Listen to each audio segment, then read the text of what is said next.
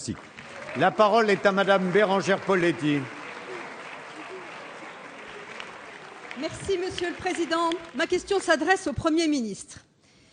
Monsieur le Premier ministre, vous êtes au pouvoir depuis 1 an et demi.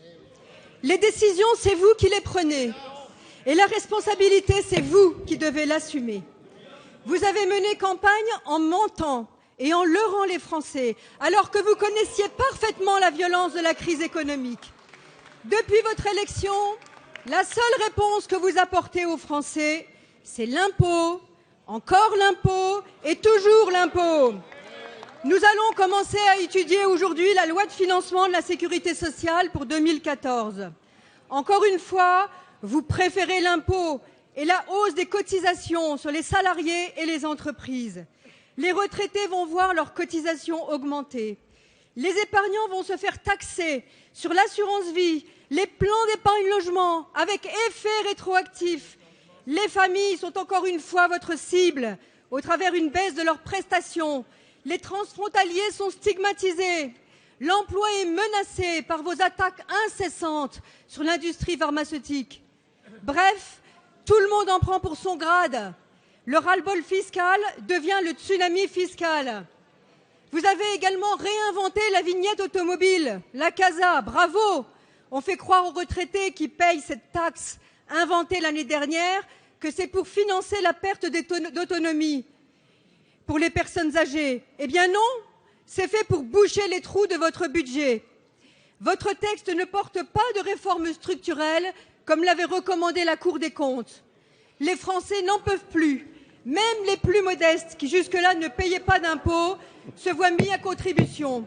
Quand aurez-vous enfin le courage de faire des réformes ambitieuses qui servent le pays et qui donnent aux Français le sentiment que tout le monde participe? Merci. La parole est à Madame Marisol Touraine, ministre des Affaires sociales et de la Santé. Merci, Monsieur le Président, Mesdames et Messieurs les députés, Madame la députée Bérengère Poletti. La caricature vous va mal, Madame la députée, parce que l'excès ne permet pas de marquer un cap. Quel est le résultat de la politique que vous avez menée? Où sont les réformes de structure que vous proclamez? Nous allons engager dans quelques instants effectivement la discussion sur le projet de loi de financement de la sécurité sociale. Et ce projet de loi, il traduit la volonté d'abord du gouvernement de garantir une protection sociale forte pour l'ensemble de la population, là où vous avez fait le choix du démantèlement et de l'ouverture à la privatisation à bas bruit. Nous faisons le choix de réforme de structure pour les retraites, puisque pour la première fois, nous allons pouvoir tenir compte de la vie professionnelle pour définir les conditions de départ en retraite. Et c'est ainsi que nous garantissons l'avenir de nos systèmes de retraite, alors que vous avez plongé notre système dans le déficit et dans l'injustice. Réforme de structure encore pour la politique familiale, puisque vous avez enfoncer le déficit de la politique familiale.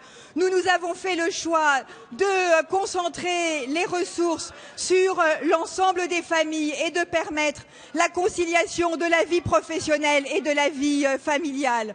Réforme de structure, enfin, pour notre politique de santé, puisque nous faisons le choix fort de réorganiser notre politique de santé autour de la médecine de proximité, autour du médecin traitant, et en renforçant et en consolidant les missions de l'hôpital public autour des missions prioritaires qui sont les siennes. Vous le voyez, Madame la députée, nous faisons le choix de la solidarité et d'une protection sociale forte, alors que vous avez abandonné les Français face aux rigueurs de la vie. Merci.